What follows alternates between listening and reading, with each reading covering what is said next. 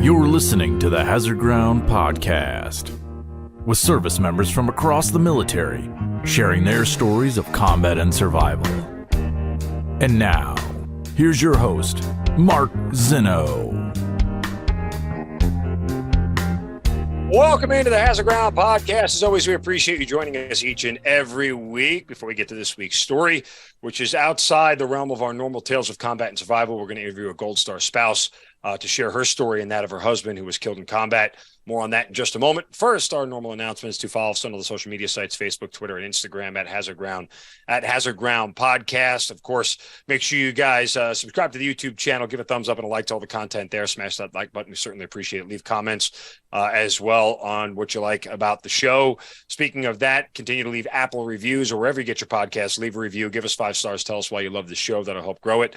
Get the algorithm working in our favor and get more people in front of these stories that we're telling each and every week. Don't forget about our promotion with Amazon. You go to our website, hazardground.com. You click on the Amazon button at the bottom of the homepage. It'll redirect you to Amazon, and it will allow you to do all your normal Amazon shopping. We'll get a percentage of what you guys spend. Then we donate a percentage of that back to some of the charities and organizations you've heard featured here on the show. So it's an easy way to help out veterans charities and veterans causes just by doing your Amazon shopping. Works from your smartphone as well, but you have to go to hazardground.com first. So it'll redirect you to the app if you're on your smartphone. Keeps all your credit card information saved, really user friendly. So again, hazardground.com before you do your Amazon shopping. All right, this week's guest is the wife of a late Army major. His name was Ed Murphy. He spent 16 years in the United States Army, was a signal officer. His last assignment was in Afghanistan in 2005, part of the 173rd and the Southern European Task Force at the time that he was killed in a helicopter accident on April 6, 2005. And she is here to share his story and her story and the sacrifice of her family. She is Barclay Murphy joining us here on the Hazard Ground Podcast. Barclay, welcome, and thank you so much for being here. Thanks for having me, Mark. Really a pleasure to be with you all today. Thanks for including a Gold Star wife in these stories. Really appreciate it. Oh, absolutely. And I should have mentioned, one of the great things that you've done in your time since your husband was killed, you've worked extensively with the Gold Star Wives of America to change laws that were written many, many years ago for survivors' benefits and spouses' benefits after their spouse was killed in combat. And it has been a long slog. But finally getting reversed in 2017 and finally getting more benefits your way this year in 2023. We're going to hear all about that as well. And I should have mentioned that from the top, but the Gold Star Wives of America, an amazing foundation that really brings together so much and so many people and so many wives who have experienced great loss. And I can only imagine sort of the togetherness that you guys all feel, because there's nothing like it, right? I mean, this is it's such I can't even imagine the range of emotions. I mean, obviously you loved your husband and you were so proud of what he did, but in the same respect, his sacrifice for his country is a sacrifice for you and your family. And that's always tough to sort of reconcile all those feelings. Well, yeah. And I think that the thing that's so unique about Gold Star wives and military spouses in general that are surviving spouses is we are a unique breed. Our spouse's job was our job too. Being a military wife or military spouse is a full-time job in and of itself, even outside of other careers. And so when you lose a spouse in the line of duty or in other reasons, military related, you not only lose your spouse, but you lose your entire way of life. So it's very different from a civilian situation. You lose your friends, you lose the way of life that you've been used to, your support system, all of those things. In my case, when my husband was killed, we were posted near Vicenza, Italy, a move halfway around the world to come back home after he was killed, leaving my neighborhood, my friends, my entire support system to really start very fresh. And it's a little bit different for military spouses or surviving military spouses as well, in that all of our benefits are hinged on our late spouse and on not being remarried. The age of remarriage is 57. So for a lot of us, it's a very long time to start life over again because all the benefits and those sort of things are hinged to the death of our spouse. Even insurance paperwork still comes in his name. I can only imagine the red tape and the bureaucracy that you've had to deal with for the last 8 years. That is got to drive you absolutely insane. We'll get to that portion of Sure. what you've done. But we always kind of start back at the beginning when we talk to all of our guests who are military members, and we ask them, how they got in the military. But I guess it's easier to ask you about how you and Ed met, and was he always part of this military lifestyle since you've known him? Absolutely. We're really lucky. I was 19 and Ed was 20 when we met here, just a couple of streets over from where I live now. So I can walk by the house where we met any given day of the week. He was at the University of South Carolina. I was at the College of Charleston. And my parents had moved here my freshman year of college, so I didn't know anyone from this area. Unbeknownst to me, his parents and my parents lived just a couple of streets apart. He knew my sister from high school, and we were friends for a really long time. We traveled together. We went to places together. He spent holidays at our house and everything. It was a long time before we decided that we wanted to date. And so it was a nice long courtship, nice long friendship into more. By the time we graduated from college, he wasn't sure he was going to get an Army commission at all. He actually spent the summer working for my dad. And by that fall, he was sent on his first assignment, which was to Korea. So a long way from Charleston, South Carolina, for him to go over to Korea there. We stayed in touch. We both diverged on our paths a little bit, came back together and got married, had kids, and really enjoyed a great life together. So when you guys had first started, getting together, even though he was in the military, it was a pre 9/11 world. Right, exactly. So I guess nothing at that point in time would have sort of scared you off about, marrying somebody who had a military lifestyle or had the military in front of him, correct? Absolutely. It was a very different world. I mean, we did watch a little bit of like the Falkland invasion, but it was about 2 minutes on the 6 o'clock evening news. There was no real chance of a worldwide catastrophic situation such as in Afghanistan happening or a 9/11. There was nothing on our radar to indicate that that would be really part of our lives. It was looking more towards being a stepping stone. Ed had a master's in military history. The goal had always been to be a professor of military science. So at his age, it was kind of seen as the first step in the way to achieve the goal of being a professor of military science, and as kind of having an academic university lifestyle after he finished his time in the Army. You'll always remember your PMS if you did. Yes, exactly.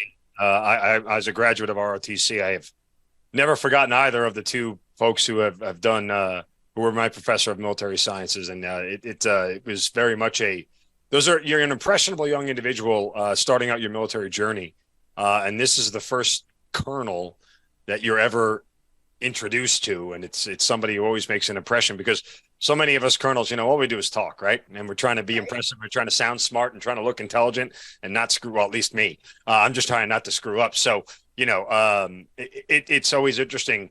I never had heard of anybody wanting to have that job other than folks who could parlay that sort of position into something full-time post-military career, right? Right. Like, most officers who are on active duty hated the idea of doing ROTC or recruiting, because those used to be definitive hallmarks. You had to do one of the two of them as like a check the block kind of assignment. Everybody had to go through it, and people kind of look sideways at doing ROTC. But you say Ed was desiring it. He really, really wanted to he had such a firm commitment to his soldiers throughout the career, and he really felt like he could make a difference, impressing those young minds, encouraging people to have the military as a career and not just as let me do ROTC, serve my 4 to 6 years and be done, but looking at it long term, using it as an investment in the future. And that was the plan for us, using it as an investment in the future. He was wildly successful in his military career. He had gone to airborne school, Ranger school, ended up as the HHD commander for the Ranger Training Brigade, and had lots of interesting assignments because he was a signal officer but had the Ranger background as well. So it was always a fun experience to be attached to those tactical units versus necessarily a signal unit. Now, with him doing all those things, and obviously, Ranger school's 9 weeks, you have the airborne school 3-4 weeks. Like, I don't know how often he was gone prior to 9/11. Do you look back and think, did it seem like he was gone a lot prior to actually having combat kick off? Well, it did. And you have to keep in mind, it was a very, very different world back then. I mean, our best line of communication was letters, right? I mean, we're on a Zoom call today, but there was no Zoom. There were no cell phones even.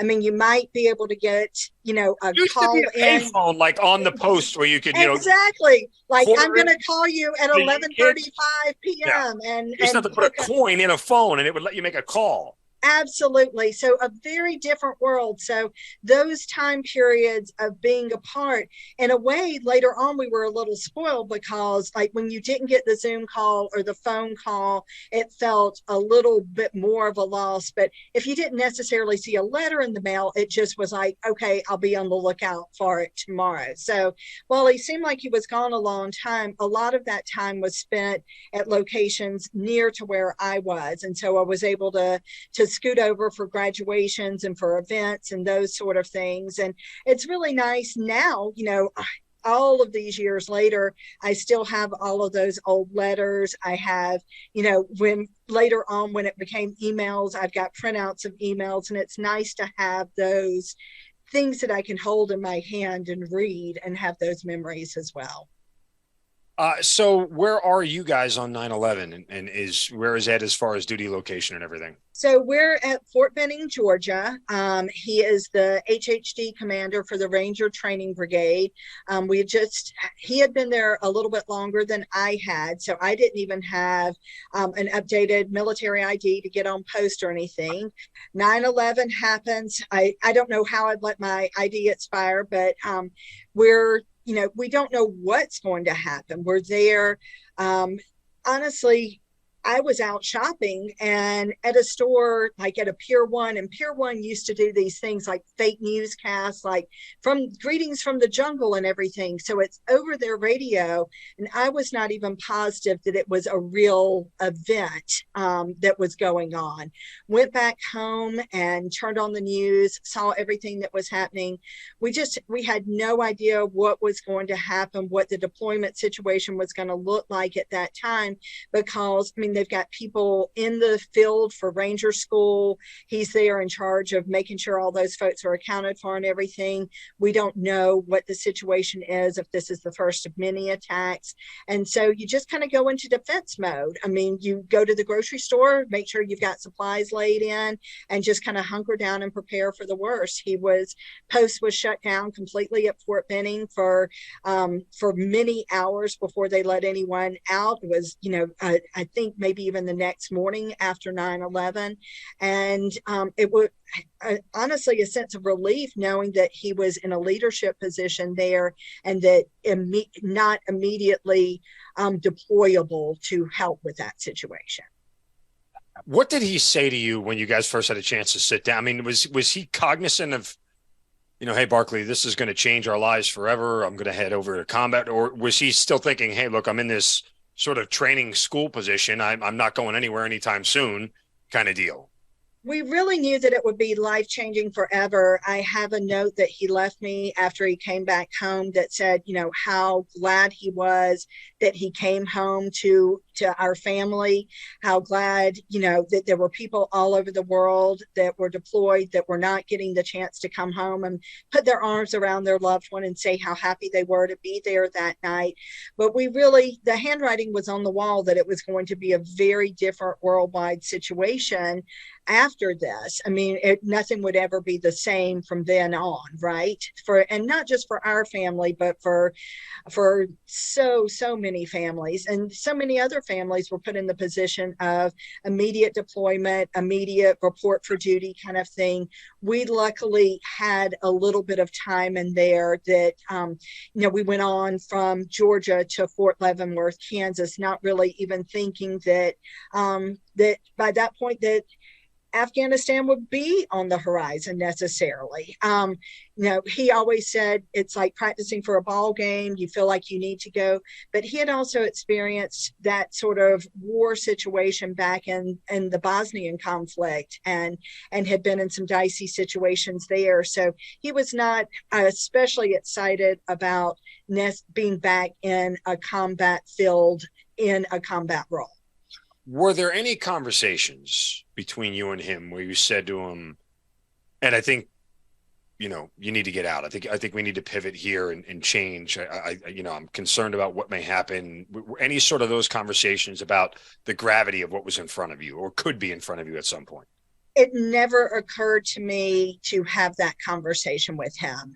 He was so committed to a military career. We were committed to a military lifestyle as a family, and we knew going into it that it was an inherent risk of the career and something that we could be faced with. I mean, you always hope for the best in that situation, that you're not going to be in a position that I'm talking to you as a Gold Star wife today. But certainly something that we knew was a possibility. Even as he deployed for Afghanistan, the consensus was that he was going to be behind security gates working on signal operations, and that would not really be in the position to kind of be out in the thick of things. So until the day that it happened, I thought that he would be decently safe and sound even in Afghanistan.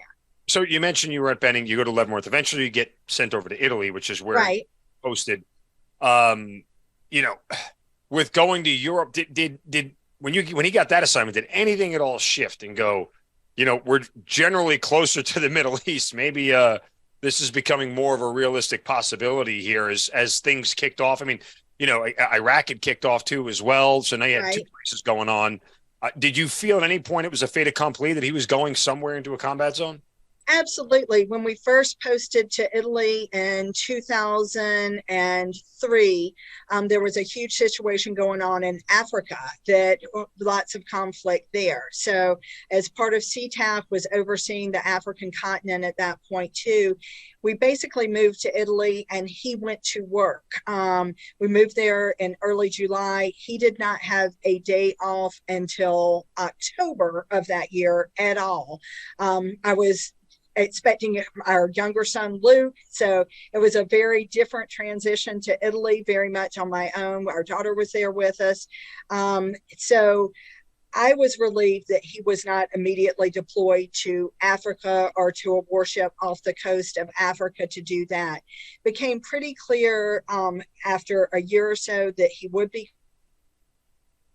Again, we thought it was a very short period of time. He was going to leave in February, should have been home in late April, early May. We were planning a move to Germany for him to go to work for the 5th Signal Brigade up there. And so we thought, as far as deployments go, it'll be as good as it can get. He's going to be quick in, quick out, and be home. We'll make a move to Germany. And then, we basically had 4 years after that to commit to the Army and see if we couldn't get back to South Carolina.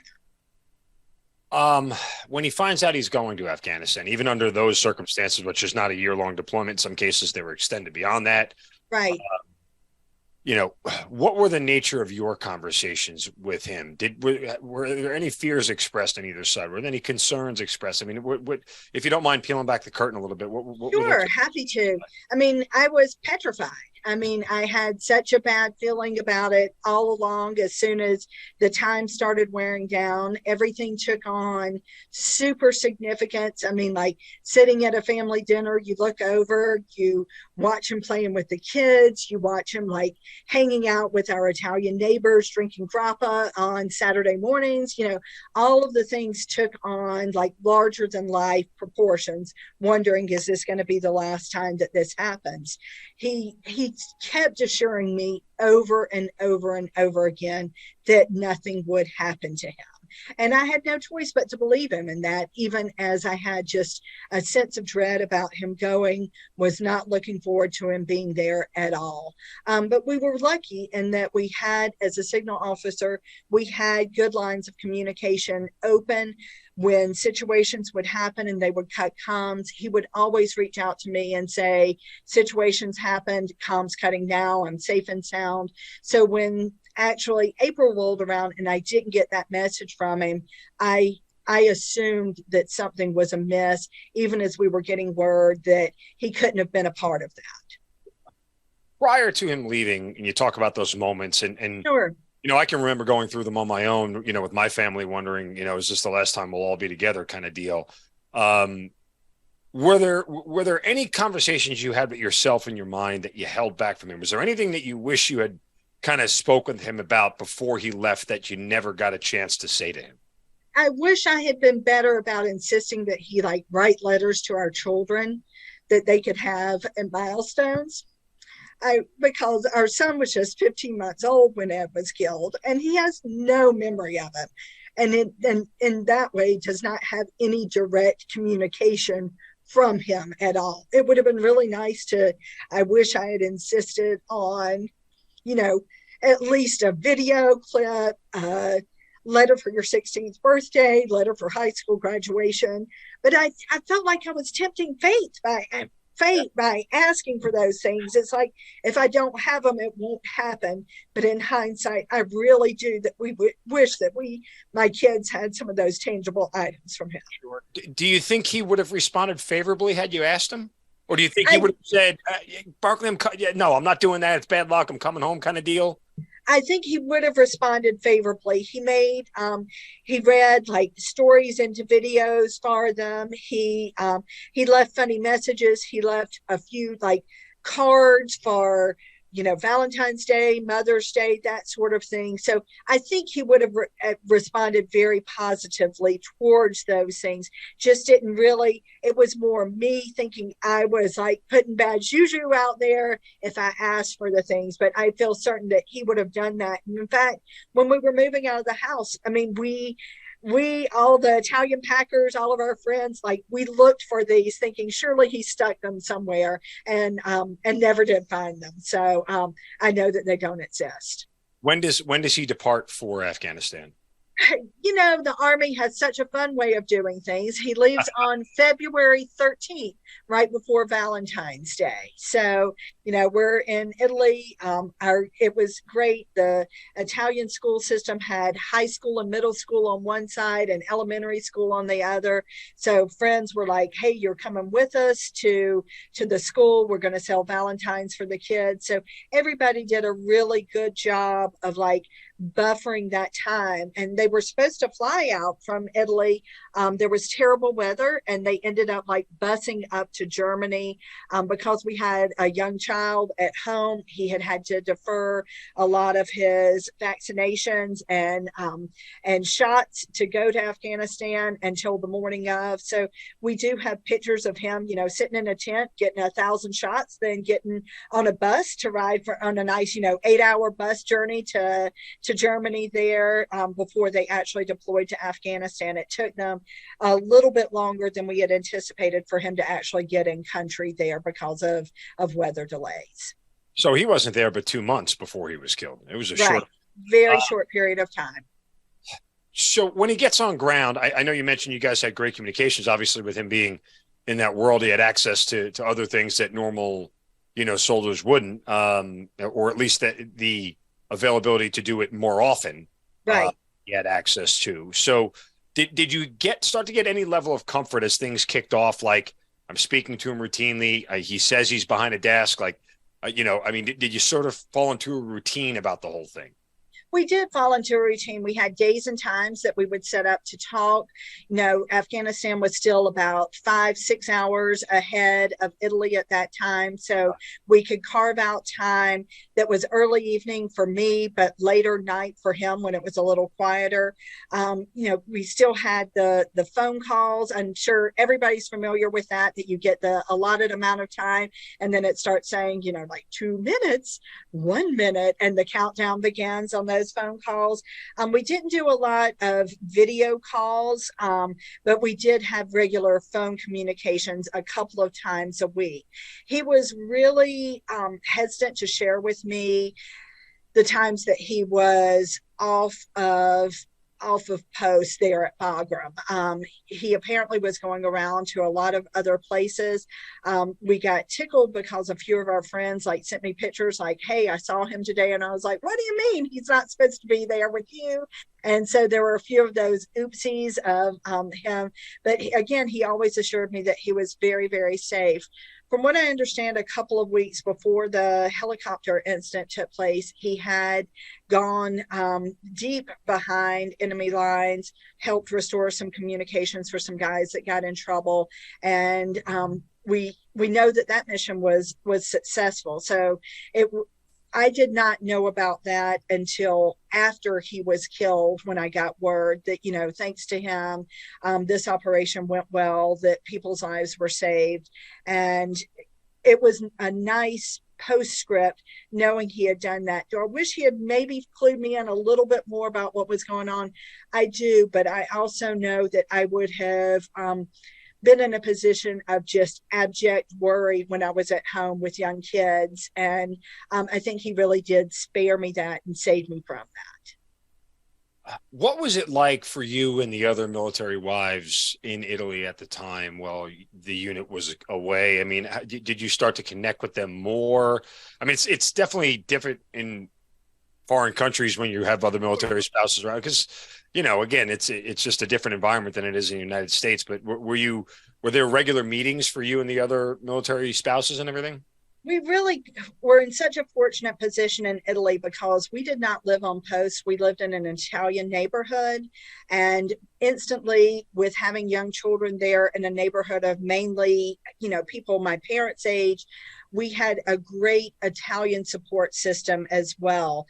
My neighbors were given permission to bring my daughter off of the school bus.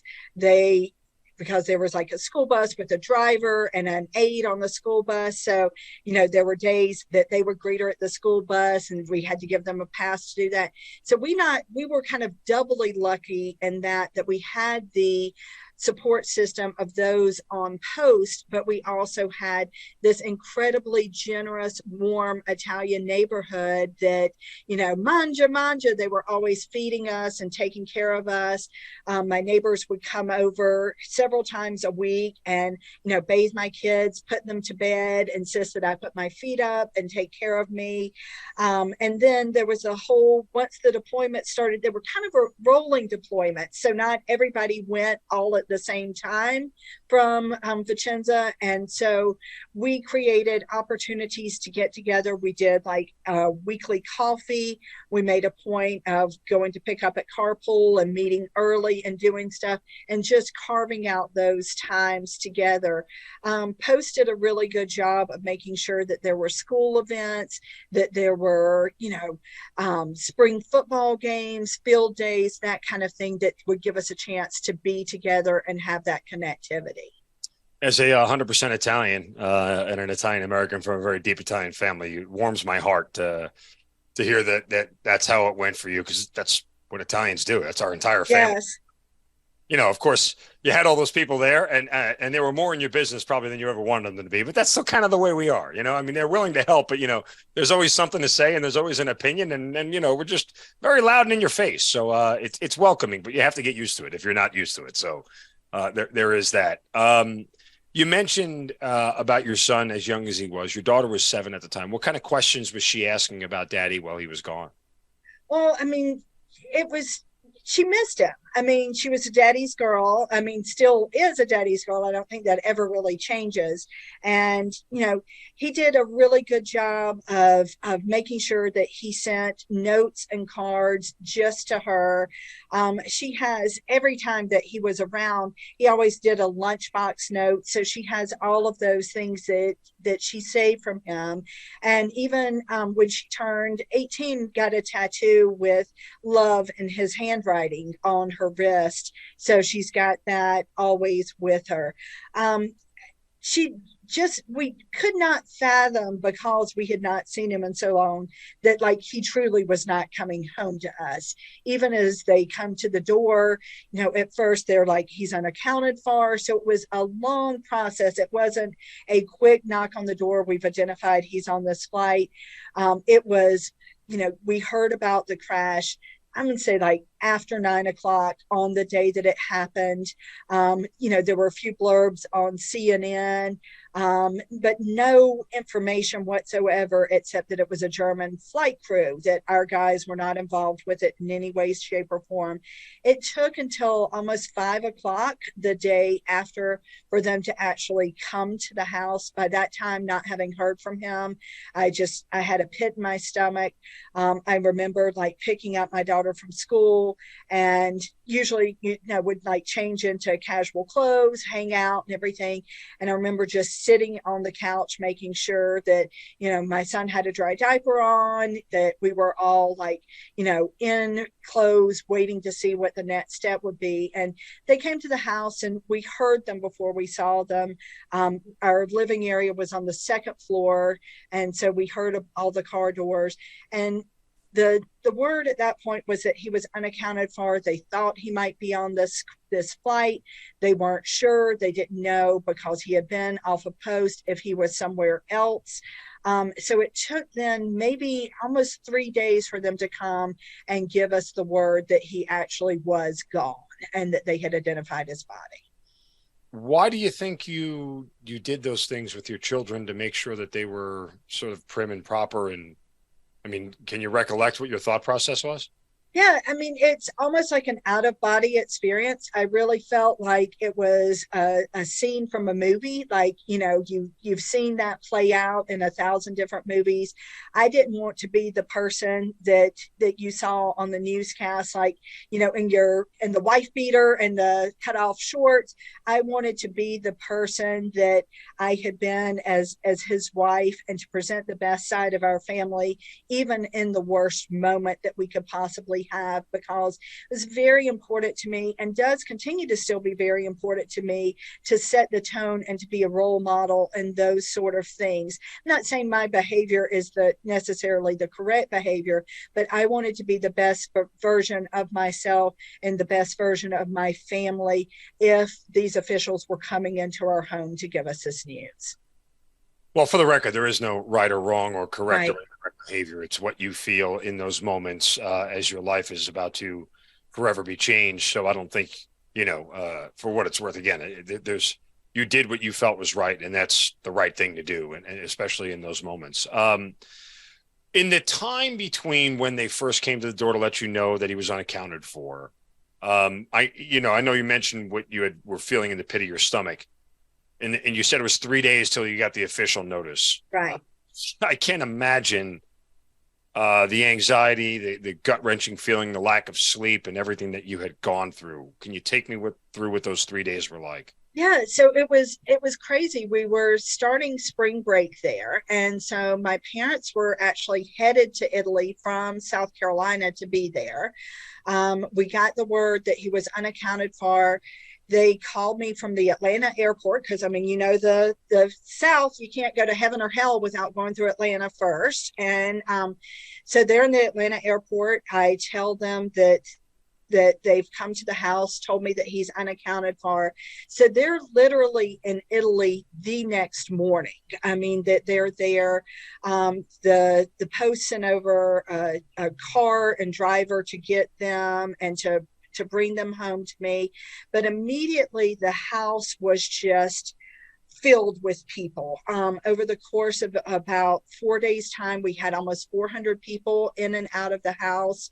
The commissary sent over, you can't imagine the food that they sent over. Soldiers organizations on post brought over huge grills and put in my backyard, started cooking for everybody. The PX sent over toys for my children, diapers. My friends came and cleaned. The house was clean because I was expecting my parents the next day. But, everybody came. Everybody just jumped in go mode and was there for me. I didn't sleep at all. That was the big thing. Every time I laid down, it was like you just could not get settled. I did a little bit better once my parents got there. Have a dear friend that luckily enough has moved here to Charleston, South Carolina, Tracy Boland, whose husband, Sean Boland, was serving with the I believe he was with CTAF as well, but they've moved here to Charleston. She came with a notifying group that afternoon, and she didn't leave my house. I mean, she did not leave my house at all for days and days and days. All the notes from like the casualty assistant officer, she wrote all of those things for me and just really stayed with me, held my hand. All the Italian neighbors were there. The pizzeria all around the corner sent pizzas over, you know, breakfast, lunch, dinner, everything that we needed. Our vegetable man brought all of our, you know, goods to the door. Our landlady said, you know, you will not pay rent again the whole time you leave here. And we were, again, in such a fortunate situation. The town had no idea how it worked with benefits.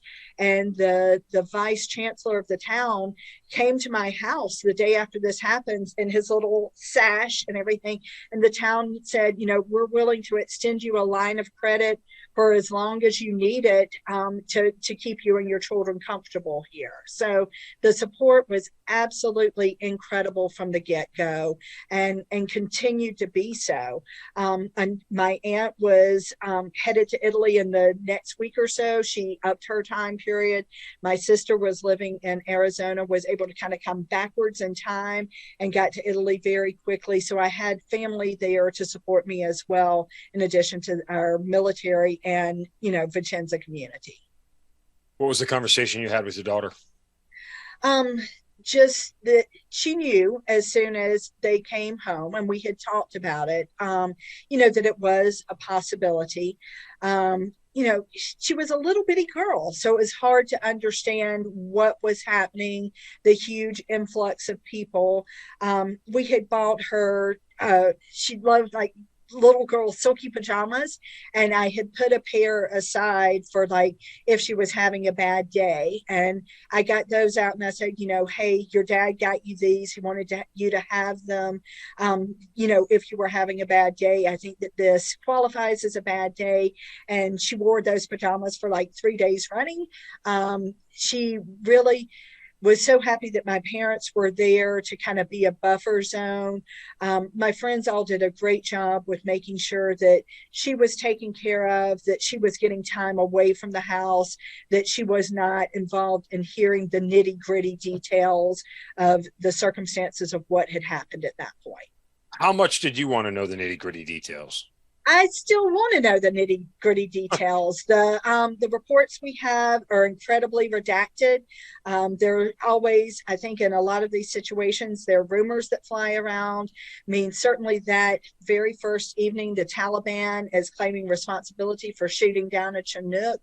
Our official report is that it got caught in a sandstorm. So, I mean, there are definitely questions there. There are a lot more unknowns than knowns to me still out there. I don't feel like I've got autopsy reports and those kind of things, but I don't feel like that we've ever been given quite the full story of what happened in that. Do you know why he was on the helicopter?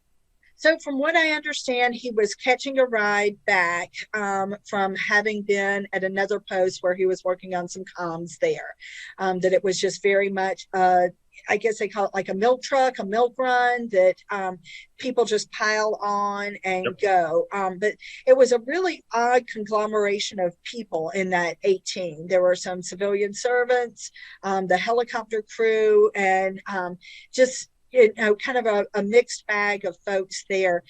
It's really odd. We do have pictures of him getting on the helicopter. One of his college friends, Rob Heath, who is a medical officer, got on the second helicopter that took off at the same time. We have pictures of him and Rob and him on the tarmac. That morning, we have an especially poignant picture of he and Rob standing there in front of, it was the Hall of Heroes, but Ed's head is blocking out the H, and it says all heroes on that photograph. But we do have, an unusual amount of photographs from that morning. And it sounds like it was just a really perfect storm of weather, of giving orders to fly, not giving orders to fly, that things just did not come together as planned at all. As I understand it, that second Chinook that took off landed safely. It did, yes. how much do you rack your brains wondering, Ed, why didn't you just get on the other helicopter? Well, I mean, a ton, because our friend Rob was on the other helicopter. It was a quick out and back. From what I understand, an Afghani girl had gotten bitten by a snake, and they went out to grab her very quickly. It doesn't, at that time, I think there were some issues with the roster and knowing who was exactly on the manifest for this. You know, they tell me that thanks to this accident, that those loopholes and situations have gotten tightened up, you know, in the months following that. But, you know, it's just like, yes, why did he have to get on that one knowing our friends were on the other one? Why didn't he just jump on with them? So, yeah, it's a hard pill to swallow. We are very fortunate, though, and we've gotten to know other family members who lost loved ones on the flight. The Windy 25 crew has a memorial fund, and we have been actively involved with meeting those families, getting to know them, and knowing the people through them that he spent his last, you know, few minutes of life with. What still sticks with you about the accident, if anything? The biggest thing is just the not knowing. It took a long time for us to officially know that he was there. You know, there are stories about the rear rudder being found, you know, a good ways off.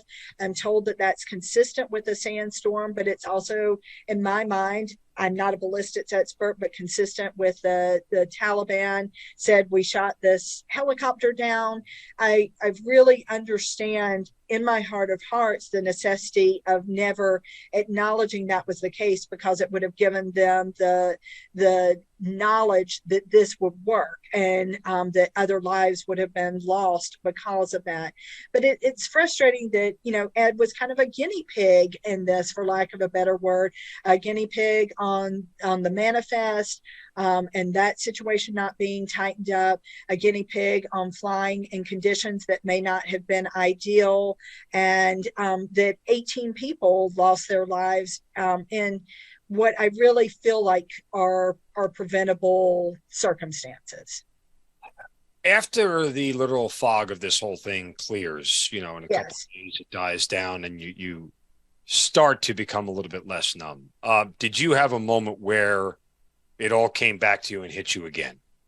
Yes, and it does from time to time. You hear stories. I mean, just this past Memorial Day, a person that I don't know well had done some research, wanted to do a Memorial Day message about Ed.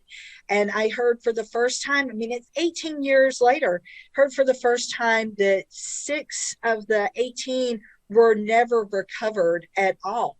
And so there are little tidbits like that that eke out, you know, every now and then that just make you scratch your head a little bit and wonder, you know, I'm lucky, I guess, in that we did get a coffin that came home. It was a sealed coffin, that sort of thing. But then I know other families that got, you know, like cigar box sizes of remains that came back to them. So I don't know in any of those situations if there's an ideal case scenario.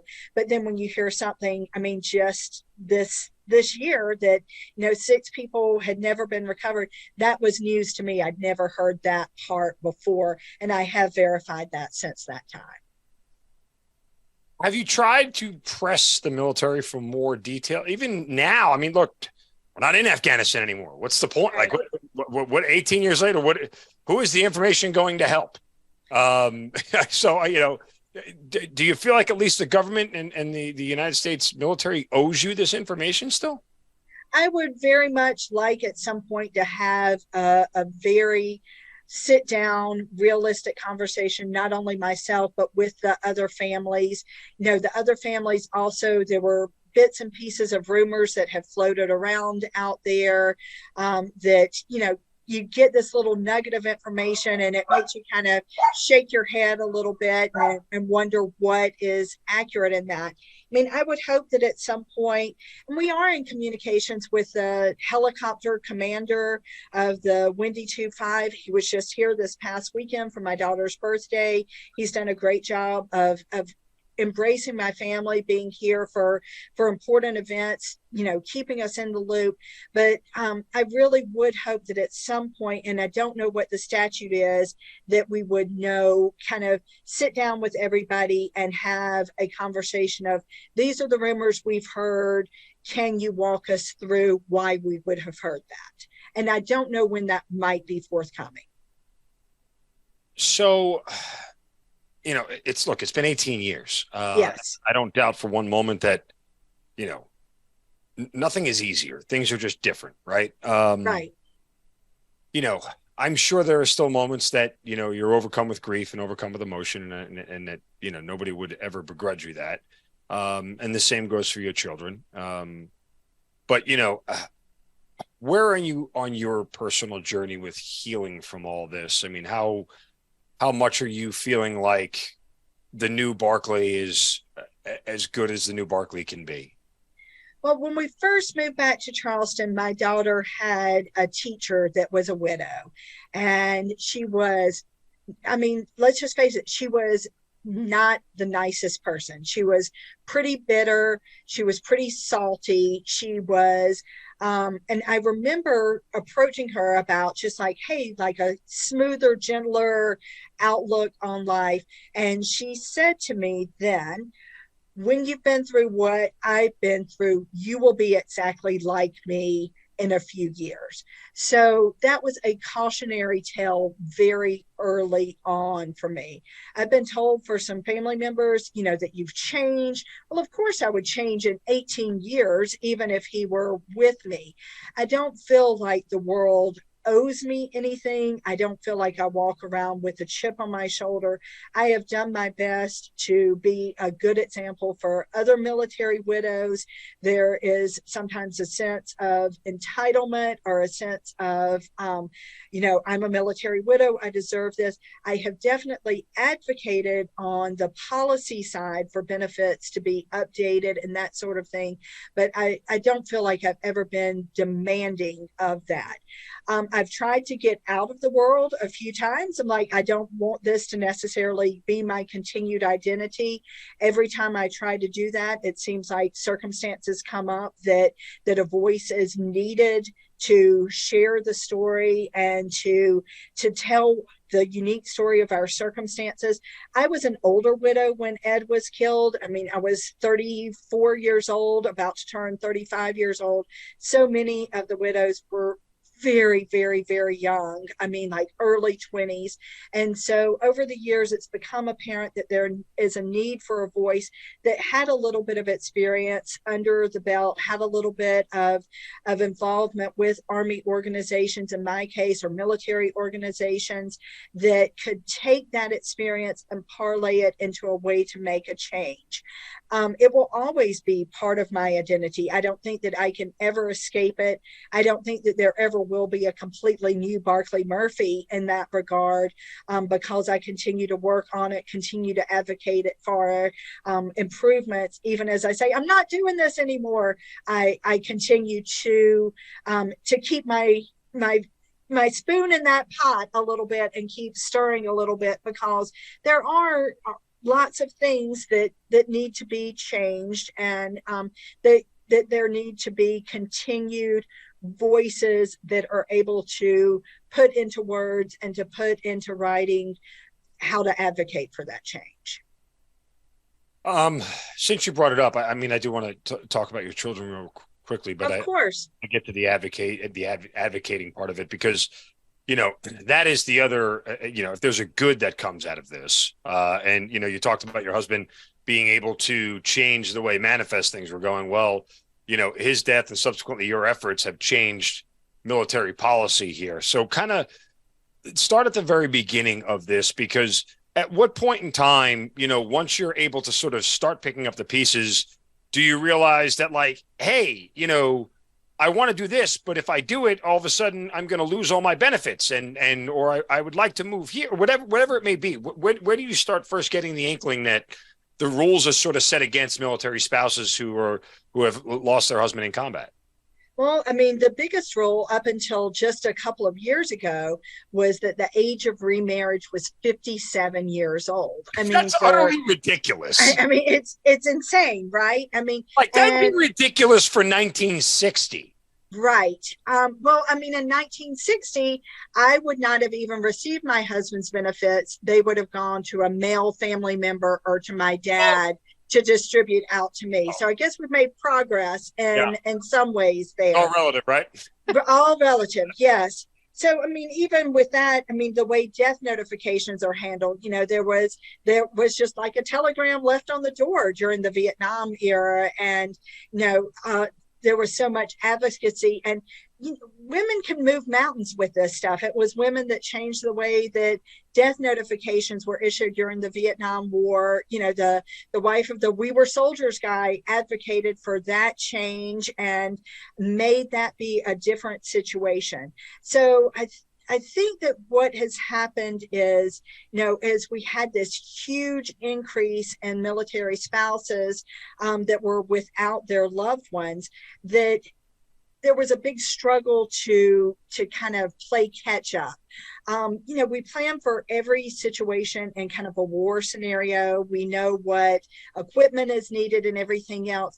And I think that one thing that we have failed in is also taking into account the bad side of it. It's like, if we don't talk about casualties, they won't happen. Well, casualties are going to happen. And in my mind, some of the things that we faced as far as benefits and that sort of thing should have been addressed, as we were starting, many years ago, in like little inklings with the Gulf War, those kind of situations that heated up a tiny bit a world situation that might require those things to be addressed. I think that our numbers were so high in the Afghani conflict and in Iran that everyone was kind of ill prepared to deal with it. Despite best efforts. From the get-go, there were things that just kind of made you shake your head. I mean, even now the age of remarriage is 55 years old. I'm 54 next month. So, I mean, I guess if I wanted to do that, but I've had a whole lifetime without him, from 34 years old to 54 years old. I've had, 20 You've had years an entire without military him. retirement without him. Right. So, and it's really different for military spouses, and you're a federal employee, but it only, like the SVP DIC offset, only applied to military spouses. This age of remarriage only applies to military spouses. If he was, a CIA agent or a postman killed in the line of duty, there would not be these circumstances. So to impose these things on military widows who've already given the ultimate sacrifice is just kind of another whammy to deal with. When you are starting this process to advocate for change for this thing, right? You've already run into the government kind of not giving you full pieces of information on the death of your husband. What made you think you were going to have any more success going through this whole process? Well, because there's safety in numbers. So when you get a group of people advocating together and working together, it's not 18 families asking for information. It's lots and lots of widows, of military surviving spouses that are in the same circumstances, and starting to get together with them at events and hearing these things led to, being able to gather stories and get concrete information of how these circumstances were affecting people's lives, and then finding organizations that could kind of spearhead those efforts, instead of just one person writing a letter to a governor saying, I need help with this, but really concentrating those efforts on common ground to make change happen. And there are things that are still going on. Just this year, the Love Lives On bills have reached Congress of trying to lower the age of remarriage or eliminate that in its entirety. I mean, there are other things that come up from time to time that there's still advocacy needed to be given on. Our DIC benefits have not seen a significant increase in lots of years. They're not in keeping with any other, federal employee benefits in that regard. And so just looking for some equity in those sort of things, we're not quite there yet. It's mind-blowing to me that after 20 years of combat and 2 wars, at least both that lasted a decade long, we haven't even bothered to remotely fix this. I mean, you could argue a lot of the VA changes that have happened recently only happened because of the post 9/11 war, and they've been stuck in that same post-Vietnam sort of mentality and never were forced to change. And now you are doing the same thing. I mean, I get the idea of somebody trying to sort of play the government a little bit, like, if you really wanted to concoct some true crime elaborate scheme where the death of your spouse and, marrying somebody else could be for money.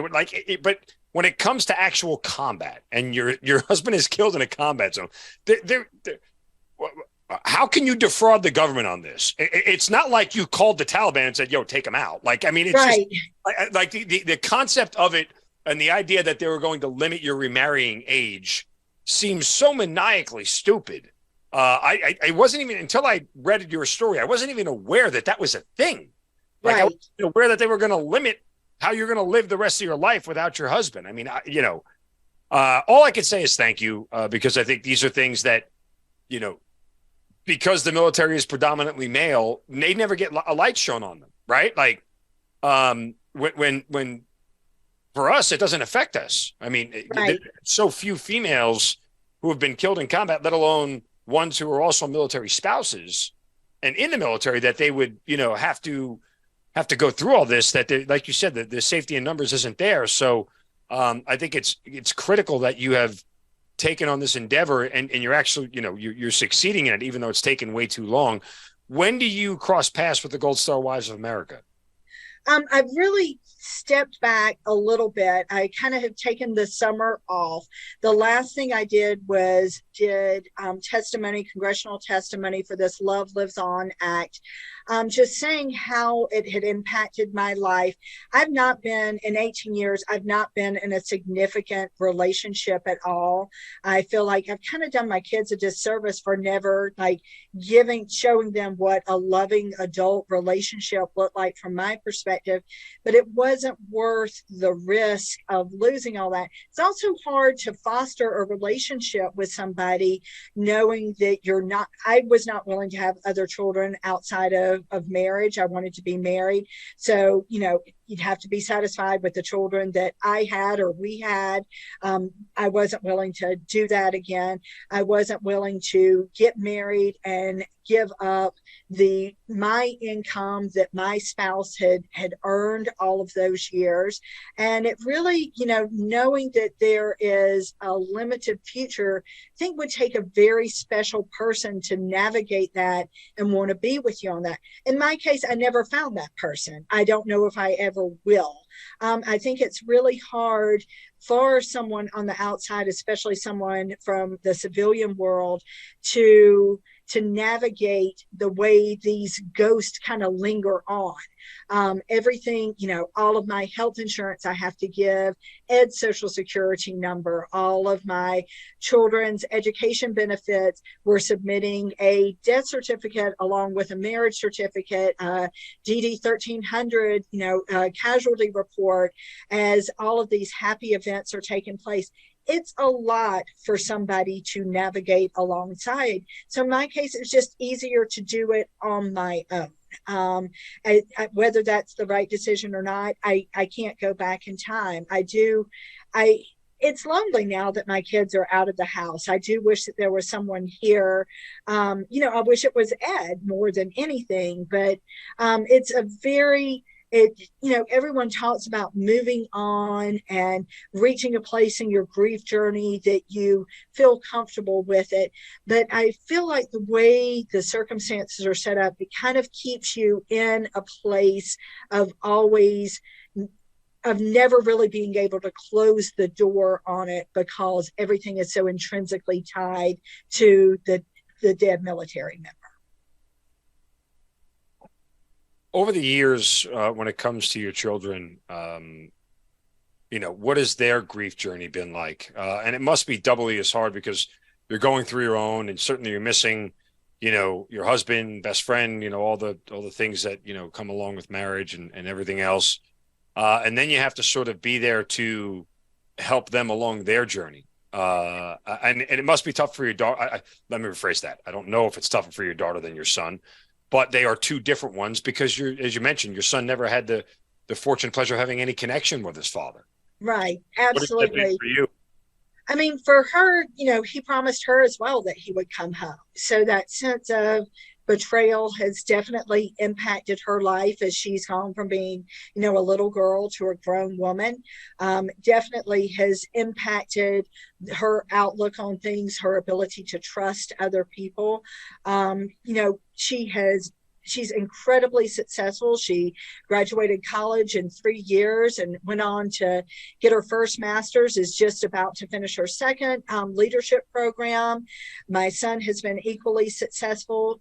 He went to the Citadel on a partial scholarship. He's wound up after his freshman year there with almost a 4.0 GPA and holding rank for next year. So they are my greatest achievement in all of this. If I haven't done anything else right, I have done them right. And I'm incredibly proud of that. It hits at really odd times. We just got back from vacation last week. We got home on Father's Day. You kind of put it in the back of your mind that it's Father's Day. Then my son posts a really old picture of he and his dad, with him holding him as a baby, and says, the only thing I have of you is grainy photographs. And it's true. That's all he has of him.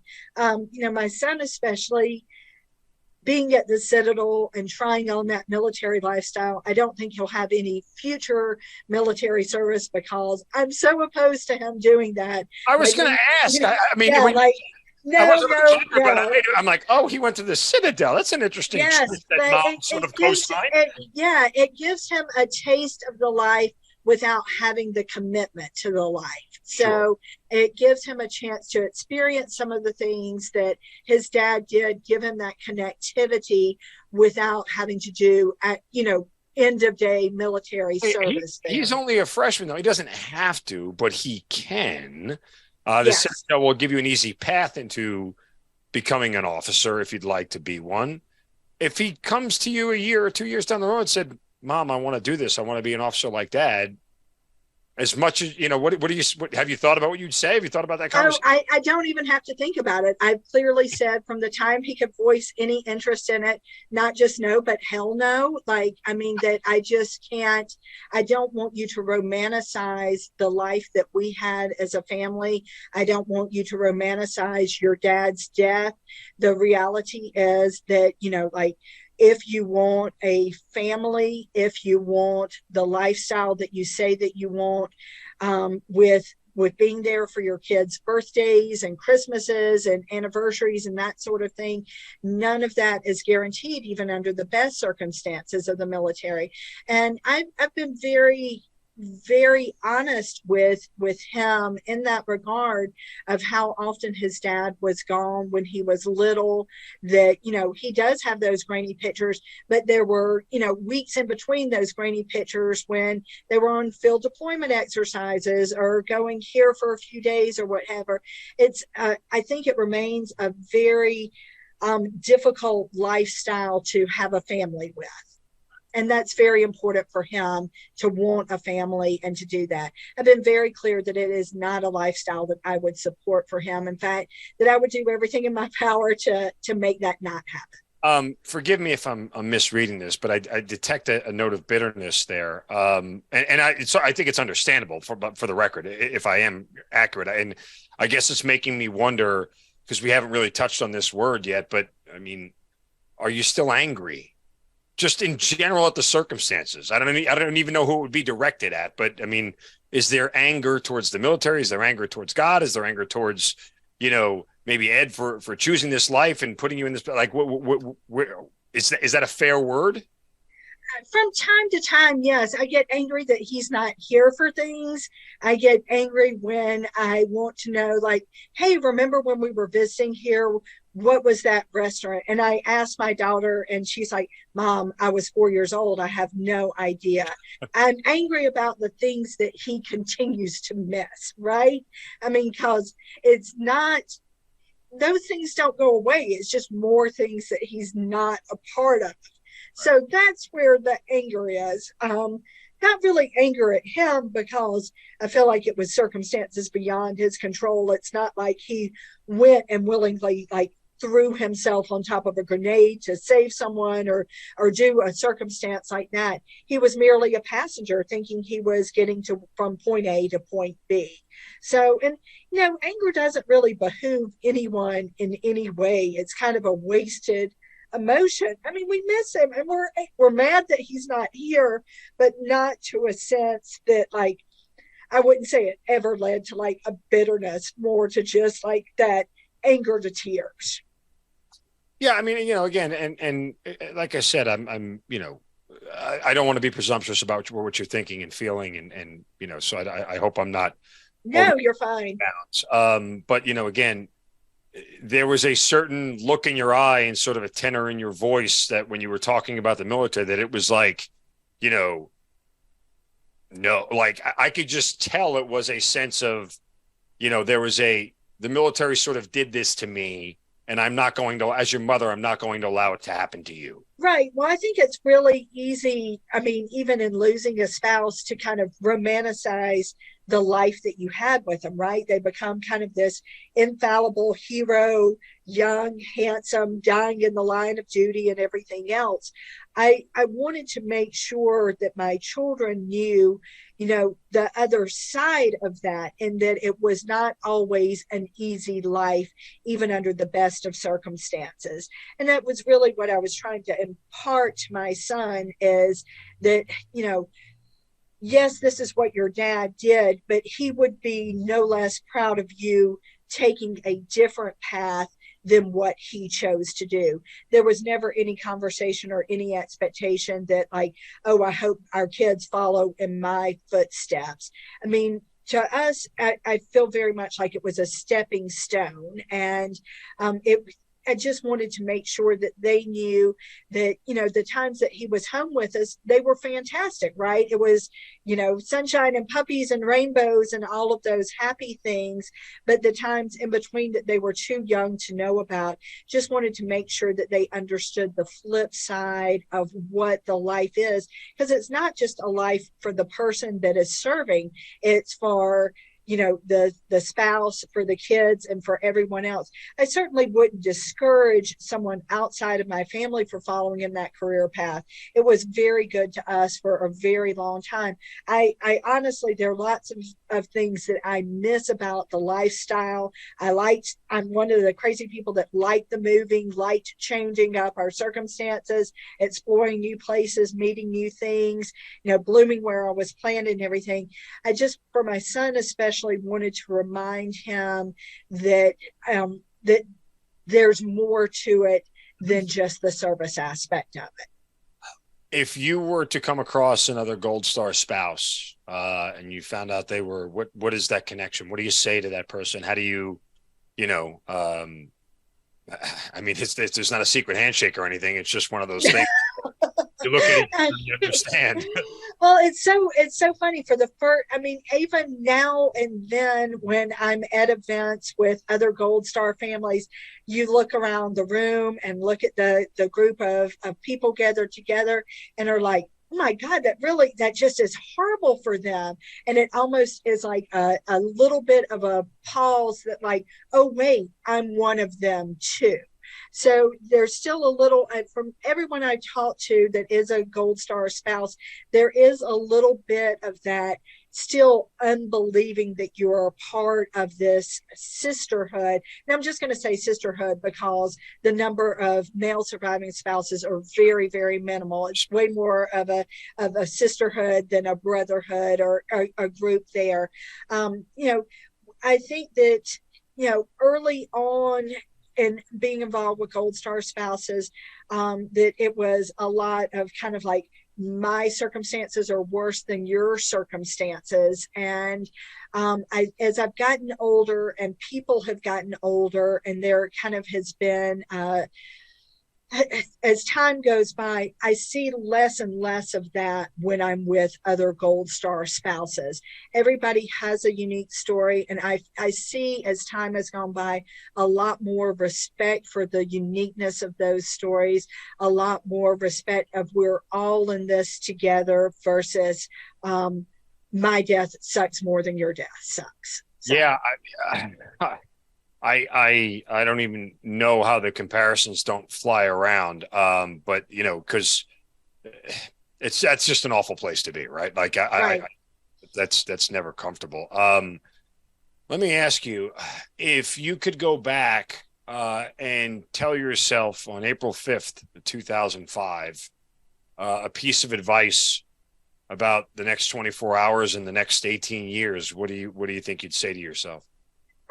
It never occurred to me that I could take time for myself in that. I very much thought that I had to be an example. Even in Vicenza, there were 2 other guys from Vicenza that were killed at the same time. Ed was at that time the only major on the flight. Since then, David Connolly was promoted to major after his death. I very much took it upon myself. I was meeting with the chaplain and doing seating charts for the memorial services on post. I was meeting with people to make sure that a bus was being sent for our Italian neighbors to be able to come to the memorial service on post, which was a new idea. No one had thought that they might want to be included in that kind of thing. And I very much stepped outside of myself, and I worried a whole lot more about what people thought about me than what I was going through.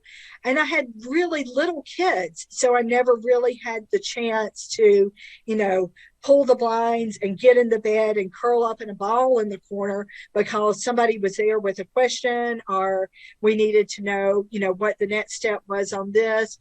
Where are we going? We ended up going to Germany for memorial services too, because I was the senior spouse in this. I very much took on a role of, navigating this as an ideal case scenario, Life magazine kind of military spouse, wearing the right things, saying the right things. If I could go back and do it again, I would have, said, lock the front door. We're not receiving anybody. We're going to hunker down for, at least a few hours here. Just give us a little bit of time, even if we're only going to lay on the bed, not sleep. That's the thing that I would do. I would allow myself a little bit more grace. I was well more concerned with being the face of the military widow at that time. I would have allowed myself a little bit more, stomping my feet, melting down, not standing up in front of hundreds of people giving a speech at the memorial service. Well, for what it's worth, it sounds like you would have made your husband, the leader and the leader of soldiers, very proud in those moments for the way you handled yourself, because that's what leaders do, right? Sometimes you have to subjugate your own feelings, thoughts, and emotions for the benefit of the group and those around you that you're choosing to serve with. And you filled that role admirably. And look, I think everything you say is fair, right? I mean, giving yourself grace and more time to heal and grieve, and all those things are very reasonable requests that nobody would have had a problem with you doing. But again, hindsight being 2020, right. In those moments, I'm sure part of your grief healing process was to just keep moving, right? And if you can help somebody else, you can help yourself. If you can be there for somebody else, you can be there for your kids. You can sort of continue to advance the ball down the field, so to speak. And I think that's part of it. When you talk to Ed in your private moments, what are those conversations like? I mean, mainly about our kids and, how very proud he would be of them. They've done so well. I mean, you hear these stories about these kids who have lost their parent, and they just go down these paths of just deep dark holes that they're not able to pull out of, and just watching their success, watching the adults that they have turned into, watching the way the sun shines on their head so often. I mean, it's really a gift, right? And we really try, especially with the college educations and everything. I mean, my daughter's working on this degree again. She has VA benefits that are covering that for her. I mean, they watch some of their friends struggle with having to pay college tuition and everything.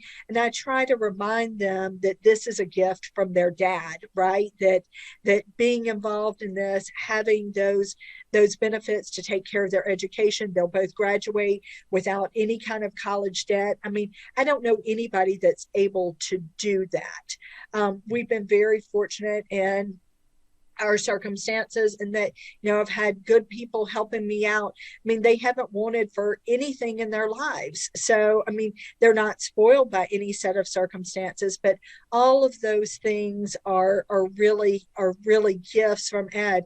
The fact that I'm able to be working on my PhD now and just do and focus on that primarily, I mean, that's a gift from him too. So during these quiet moments, I just talk to him about, we did okay with this. Like we pulled out, we miss you, we love you, we always will, but we have kept our head more than above water when a lot of people have not had that opportunity and not been that fortunate. We really have avoided some of the things that I know from other Gold Star spouses have been very, very big issues for them. And we have skillfully stayed away from some of those horrific circumstances. Well, look, you're a champion. Oh, gosh, thanks. And not only a champion as a mother to your daughter, Ellie, and your son, Luke, but, to other Gold Star spouses and what you've done in changing laws in Congress and getting things passed and changed for their benefit. And you and your husband have both set a course for things that have changed in the future, that have changed lives. And I think that is worthwhile. It certainly doesn't make up for anything, but it is certainly notable and something that there should be some pride in, at least from an outsider's perspective looking in. And I appreciate your efforts to continue to fight on behalf of those who don't necessarily have the strength to or don't want to on their own, because it's important, and it certainly is something that is needed and necessary. So I wish you continued success. Thank you. It's an important legacy, not only in Ed's name, but having been a military spouse, it's a nice legacy for me to leave behind as well. Yeah, no, 100%. And I can't thank you enough for sharing your story. And thanks for having me, Mark. I appreciate it. And telling the story of Ed. I know he's missed and loved by many, especially you and his children, but it's just always great to spend some time with the Gold Star spouses, because it's an out of sight, out of mind thing, right? When the soldier is gone, there's a sense of, we all just sort of gravitate away from those people because they're not in our inner circle anymore. They're doing their own. We have to continue to serve, and we have to continue to go to the next assignment, and we have to continue to do this. And it's just you guys. It's just all the Gold Star spouses looking and trying to figuring out what's next. And you've proven at several junctures that you've been a leader for all those women, and they desperately needed you, and you didn't even know it. Well, I really appreciate it. And thanks for recognizing that we are a part of this story. I know that this is a little bit of a different path for you to talk to a Gold Star wife, and really appreciate you recognizing, that we are out there and giving me a chance to tell Ed's story and my family's story as well. So thank you for that.